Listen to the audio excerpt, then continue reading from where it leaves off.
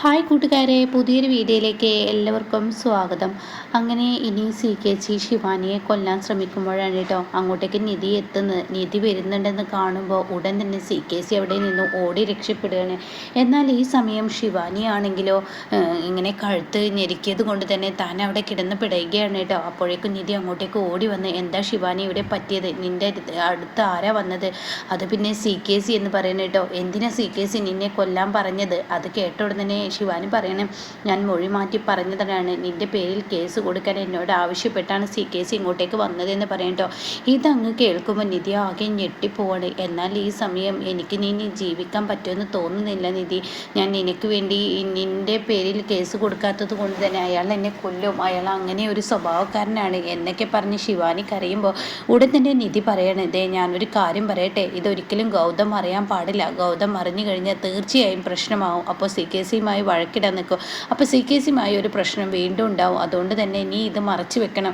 അത് കേൾക്കുന്ന ശിവാനി, അതെന്തിനാ അത് മറച്ചു വെക്കണം, ഇത് ഗൗതം അറിയരുതെന്ന് പറയാനേട്ടോ. അത് കേൾക്കുന്നതിനോടുകൂടി ശരിയെന്ന വാക്കും കൊടുക്കണം. എന്നാൽ ഈ സമയം തൻ്റെ പ്രതീക്ഷകളെല്ലാം തകരുമോ എന്നൊരു പേടി ഇവിടെ ശിവാനിക്കുള്ളിലുണ്ട് കേട്ടോ. എന്നാൽ ഈ സമയം സെക്യൂരിറ്റി ആയിട്ട് നിൽക്കുന്ന CKCയുടെ ഗുണ്ടകൾ ഗൗതമിനെ കടത്തി വിട്ടിട്ടുണ്ടാവില്ല കേട്ടോ. അപ്പോഴേക്കും അവിടെ സെക്യൂരിറ്റിയും അപ്പോഴേക്കും അവിടുത്തെ സ്റ്റാഫുകളും ഡോക്ടറും ഒക്കെ അവിടെ ബഹളം കേട്ട് ഓടിയെത്താണ്. എന്നാൽ ഈ സമയം നിധി ആണെങ്കിലോ CKCയെ തെരഞ്ഞു പോവുകയാണ്. CKC ആണെങ്കിലോ ഈ ഗുണ്ടയോട് പറയാണ്, എനിക്കങ്ങനെ വെറുതെ വിട്ടാൽ ശരിയാവില്ല, ഗൗതമിനെ എന്തെങ്കിലും ചെയ്യണം, അവന് നേരെ എന്തെങ്കിലും ചെയ്യണം, എനിക്ക് കിട്ടിയ അവസരം അവളെ കൊല്ലണം, എങ്കിൽ മാത്രമാണ് ഗൗതമും നിധിയും ജയിലിലോട്ട് പോവുകയുള്ളൂ, അത് ഞാൻ ചെയ്യും എന്നൊക്കെ പറയുമ്പോൾ ഉടൻ തന്നെ ഗുണ്ട പറയണേ, ഇപ്പോൾ ഒന്നും ചെയ്യാൻ പറ്റില്ല, അവിടെ ആകെ പ്രശ്നങ്ങളാണ്, നമ്മൾ നിർത്തിയ സെക്യൂരിറ്റി പോലും അവിടെ നിന്ന് രക്ഷപ്പെട്ടു വന്നിട്ടില്ല, അവരെ കയ്യിൽ കെട്ടിക്കഴിഞ്ഞാൽ ഗൗതം എന്തെങ്കിലും ചെയ്യും, അതുകൊണ്ട് ഇപ്പോൾ അടങ്ങിയിരിക്കുകയാണ് നല്ലത് എന്ന് പറയാൻ കേട്ടോ. പിന്നീടാണെങ്കിലോ ഞാൻ വണ്ടിയെടുത്ത് വരാമെന്ന് പറഞ്ഞിട്ട് ഈ ഗുണ്ട അവിടെ നിന്ന് പോകുന്നുണ്ട്. ഇതേ സമയം CKC തൻ്റെ മുഖത്ത് മാസ്ക് ഒക്കെ ഇട്ട് ഒരു ഡോക്ടറായി തന്നെ നിൽക്കുകയാണ്. പക്ഷേ താൻ തിരിഞ്ഞതും തൻ്റെ പിന്നിൽ കാണാൻ നിധിയെ കണ്ട ഉടനെ CKC ഒന്ന് പതറുന്നുണ്ട്. ഇതേ സമയം നിധി പറയണേ, എന്താടോ നീ എന്നെ കണ്ടപ്പോൾ പതറുന്നത്? അത് കേട്ട ഉടനെ CKC ഒന്നും മിണ്ടുന്നില്ല കേട്ടോ. ഇതേ സമയം നിധി പറയണം, നീ ഒരു ഡോക്ടറായി വന്ന് നീ ഒരു മാസ്ക് ഇട്ട് നിന്നെ ഞാൻ കണ്ടുപിടിക്കില്ലെന്ന് കരുതിയോ എന്ന് പറഞ്ഞിട്ട് അങ്ങ് ഒച്ച എടുക്കുമ്പോഴേക്കും CKC തൻ്റെ മുഖത്തുള്ള ആ ഒരു മാസ്ക് മാറ്റാണ് കേട്ടോ. എന്നിട്ട് നിധി പറയണേ, നീ എന്താടാ വിചാരിച്ചിരിക്കുന്നത്? നിന്നെ ഞാൻ കണ്ടെത്തില്ലെന്ന് കരുതിയോ? നിന്നെ ഞാൻ വെറുതെ വിടില്ല, നിന്നെ അങ്ങനെ വെറുതെ വിടാൻ പറ്റത്തില്ല, നീ ഒരു കാര്യം ചിന്തിക്കേ, നീ ശിവാനിയെ കൊല്ലാൻ വേണ്ടിയാണ് ഇവിടെ വന്നതെന്ന് മനസ്സിലായി, എന്നാൽ നിൻ്റെ പേരിൽ ശിവാനിയെ കൊണ്ട് ഞാനൊരു കേസ് കൊടുപ്പിച്ചാലോ, അതോടുകൂടി നിൻ്റെ ഈ അഴിഞ്ഞാട്ടം നിൽക്കുമല്ലോ എന്ന് പറയുമ്പോൾ ഉടൻ തന്നെ CKC പറയണേ, എടി നീ എന്താടി വിചാരിച്ചിരിക്കുന്നത്? നീ ഒന്നും വിചാരിച്ചിട്ടില്ല, ഇപ്പോൾ ഗൗതം ഇവിടെ എത്തും, ഗൗതമിൻ്റെ കയ്യിൽ നിന്നെ കിട്ടിക്കഴിഞ്ഞാൽ തീർച്ചയായും പിന്നെ ഞാൻ പറയാനില്ലല്ലോ, നിന്നെ എന്താ ചെയ്യുക ഗൗതം എന്ന് പറയാൻ പറ്റത്തില്ല. അപ്പോഴേക്കും ഇത് പറഞ്ഞിട്ട് വേണമെങ്കിൽ ജീവനും കൊണ്ട് വേണമെങ്കിൽ രക്ഷപ്പെട്ടോ, അല്ലെങ്കിൽ ഗൗതം എത്തുമോ നിന്നെ ഗൗതം അങ്ങ് തീർത്തോളുമെന്ന് പറയണം കേട്ടോ. അപ്പോഴേക്കും CKCക്ക് ദേഷ്യം പിടിക്കണം, ഒരു നരുന്ന പെണ്ണിൻ്റെ മുന്നിൽ തനിക്ക് വിജയിക്കാൻ കഴിയുന്നില്ലല്ലോ എന്ന ആ ദേഷ്യത്തോടു കൂടി CKC തൻ്റെ മുഖത്തുള്ള മാസ്കൊക്കെ എടുത്ത് വലിച്ചൂരി അവിടെ നിന്ന് ദേഷ്യത്തോടു കൂടി പോവാനായിട്ട്. ഇതേ സമയം ഇപ്പുറത്ത് ഗൗതം അവിടെ നിന്നും ഈ സെക്യൂരിറ്റി അടിച്ചു വീഴ്ത്തി അവരെ കൊണ്ട് പറയിപ്പിക്കാൻ നോക്കുമ്പോൾ അവരെ കയ്യിൽ നിന്നും വഴുതി രക്ഷപ്പെടാനായിട്ട്. അങ്ങനെ ഗൗതം അവരുടെ പിറകെ ഓടുമ്പോഴേക്കും ഇവർ ഒരു റൂമിലോട്ട് കയറി ഉടൻ തന്നെ ഈ സെക്യൂരിറ്റി ഗൗതമിനെയും ഈ സ്റ്റാഫുകളെയും ഡോക്ടറെയും കൂടിയിട്ട് ആ റൂമിലങ്ങ് പുറത്തു നിന്നും പൂട്ടാനായിട്ട്. അതോടുകൂടി അവർക്ക് പിന്നീട് ഈ സെക്യൂരിറ്റിയുടെ കൂടെ വരാൻ കഴിയില്ല. പിന്നീട് CKCയുടെ മുന്നിലോട്ടാണ് ഈ സെക്യൂരിറ്റി ചെല്ലുന്നത്. അതെ, ആ ഗൗതമും സ്റ്റാഫുകളും ഡോക്ടറും ഒന്നടക്കം വരുന്നുണ്ട്, പെട്ടെന്ന് നമുക്ക് ഇവിടെ നിന്ന് രക്ഷപ്പെടാൻ ശ്രമിക്കാമെന്ന് ഗുണ്ടകൾ CKCയോട് പറയുമ്പോൾ അവരവിടെ നിന്ന് പോകുന്നു കേട്ടോ. എന്നാൽ ഈ സമയം നിധിയാണെങ്കിൽ അകത്തോട്ട് കയറി വരുമ്പോൾ കതകിൽ ആരോ തട്ടുന്നു. ആ കതക് തുറക്കുമ്പോൾ താൻ കാണുന്ന കാഴ്ച ഈ പറയുന്ന ഗൗതമിനെയും ഡോക്ടറെയും മറ്റുള്ളവരെയൊക്കെയാണ് കേട്ടോ. അപ്പോൾ തന്നെ ഗൗതം ചോദിക്കാണ്, നീ എന്താ ശിവാനിയുടെ അരികിലോട്ട് പോയിട്ട് നീ എന്താ ഈ ഭാഗത്ത് നിന്നും വരുന്നത് എന്നിങ്ങനെ നിധിയോട് ചോദിക്കുമ്പോൾ നിധി പെട്ടെന്ന് പതറിപ്പോവാണ് കേട്ടോ. എന്താ നിധി, എന്തെങ്കിലും പ്രശ്നമുണ്ടോ?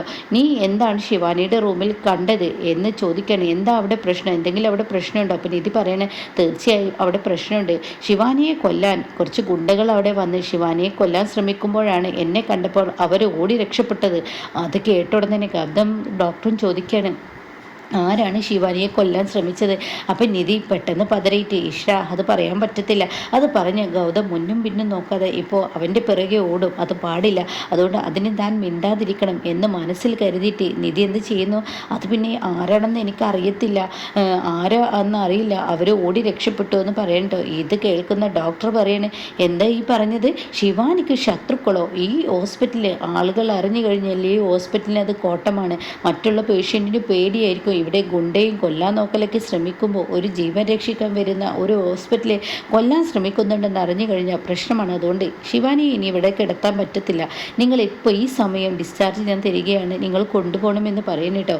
ഇതോടുകൂടി ഡോക്ടർ ഒന്ന് പറയുന്നത് കേൾക്ക്. ഇല്ല ഇല്ല ഡോക്ടർ, ഇല്ല ഇല്ല ഗൗതം പ്ലീസ് ദയവ് ചെയ്ത് ഇനി ഞങ്ങളോട് ഈ അപേക്ഷയുമായി വരരുത് എന്നും ഗൗതമിനോട് പറയണം കേട്ടോ. ഇതേ സമയം ശിവാനിയുടെ അരികിലോട്ട് എത്താണ് ഗൗതം. അങ്ങനെ ഗൗതം ചോദിക്കുകയാണ്, ശിവാനി നിന്നെ ആരാ കൊല്ലാൻ നോക്കിയത്? അപ്പോൾ ശിവാനി പതറുന്നു കേട്ടോ. അത് അവൾക്കറിയില്ലെന്ന് ഗൗതം ഞാൻ എന്നോട് പറഞ്ഞില്ലേ എന്ന് നിധി പറയാൻ ഇടപെടും തന്നെ. ആ ശരി എനിക്കറിയില്ല.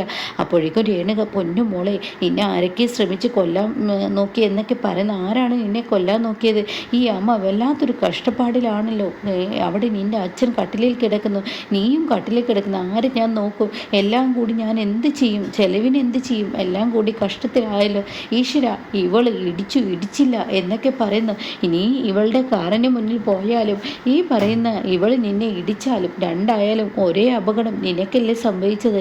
അതുകൊണ്ട് നീ ഈ ആപത്തിൽ പെട്ടതുകൊണ്ട് തന്നെ ഈ അമ്മ നിന്നെ എങ്ങനെ നോക്കും എന്നൊക്കെ പറഞ്ഞിങ്ങനെ ഇവിടെ രേണുക കരയുമ്പോൾ ഉടൻ തന്നെ ഗൗതം പറയണം മതി നിർത്തിയേക്ക്, നിങ്ങളുടെ കരച്ചിൽ വേണ്ട, ഞാൻ എന്തായാലും ശിവാനി എൻ്റെ വീട്ടിലോട്ട് കൊണ്ടുപോകാം. അപ്പം നിധി ചോദിക്കുകയാണ് ഗൗതം എന്താ ഈ പറയുന്നത്? നിർത്ത് നിധി, മിണ്ടണ്ട, ഇവളെ നമുക്ക് കൊണ്ടുപോകാം, ഇവളുടെ കാലിന് നടത്താൻ ശരിയാവുന്നത് വരെയല്ലേ, അത്ര ദിവസം നമുക്ക് കൊണ്ടുപോയി നോക്കാമെന്ന് പറയണ്ട.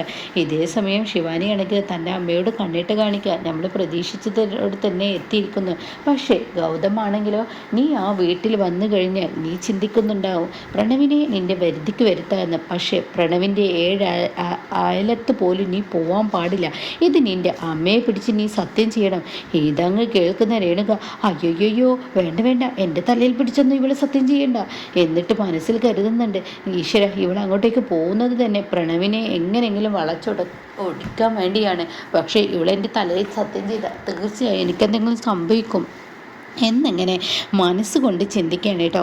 ഈ സമയം നിധിയാണെങ്കിൽ എന്താ ആൻറ്റി ഇവിടെ ശിവാനി നിങ്ങളുടെ തലയിൽ സത്യം ചെയ്യുമ്പോൾ നിങ്ങൾ ഉദ്ദേശിക്കുന്നത് ഇനിയിപ്പോൾ പ്രണവിനെ എങ്ങനെയെങ്കിലും പ്രണവിൻ്റെ സ്വസ്ഥത കളഞ്ഞ് അവൻ്റെ ജീവിതത്തിലോട്ട് തിരികെ വരാനാണോ?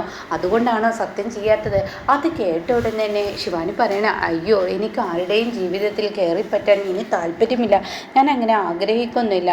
അമ്മ ഇങ്ങോട്ടേക്ക് വാ, അമ്മയെ പിടിച്ച് സത്യം ചെയ്യുക. അപ്പോൾ ഉടൻ തന്നെ ഞാൻ വരില്ല എന്നിങ്ങനെ രേണുക പറയാണ്. അപ്പോൾ ഇത് കേട്ട ഉടൻ തന്നെ ശിവാനി പറയണ എന്നാൽ നിധി നിന്നെ പിടിച്ച് സത്യം ചെയ്താൽ മതിയോ? അപ്പോൾ നിധി പറയണേ എന്നെ പിടിച്ചൊന്നും സത്യം ചെയ്യണ്ട, നീ നിൻ്റെ അമ്മയെ പിടിച്ച് തന്നെ സത്യം ചെയ്യുക. അപ്പോഴേക്കും ഗൗതം പറയണേട്ടാ അപ്പോൾ അമ്മ ഒന്നിങ്ങോട്ട് വാ, അമ്മയെ പിടിച്ച് ഞാൻ സത്യം ചെയ്യട്ടെ. ഇല്ല എന്നെ പിടിച്ച് സത്യം ചെയ്യണ്ട, എനിക്ക് പേടിയാ, എന്നെ പിടിച്ച് സത്യം. അപ്പോൾ എന്താ നിങ്ങളുടെ മകൾ തെറ്റ് ചെയ്യുന്ന എനിക്ക് തോന്നലുണ്ടോ? അപ്പോൾ ഉടൻ തന്നെ ശിവാനി പറയണേ ആരെ പിടിച്ച് സത്യം ചെയ്യണ്ട, ഞാൻ എന്നെ തന്നെ പിടിച്ച് സത്യം ചെയ്താൽ പോരെ. അപ്പോൾ ഗൗതമിന് വിശ്വാസമാവുമല്ലോ, ഒരിക്കലും ഞാൻ പ്രണവിനെ ബുദ്ധിമുട്ടിക്കാനോ അവൻ്റെ ജീവിതത്തിലോട്ട് പോകാനോ ശ്രമിക്കുകയില്ല എന്നിങ്ങനെ പറയുന്നുണ്ട് കേട്ടോ.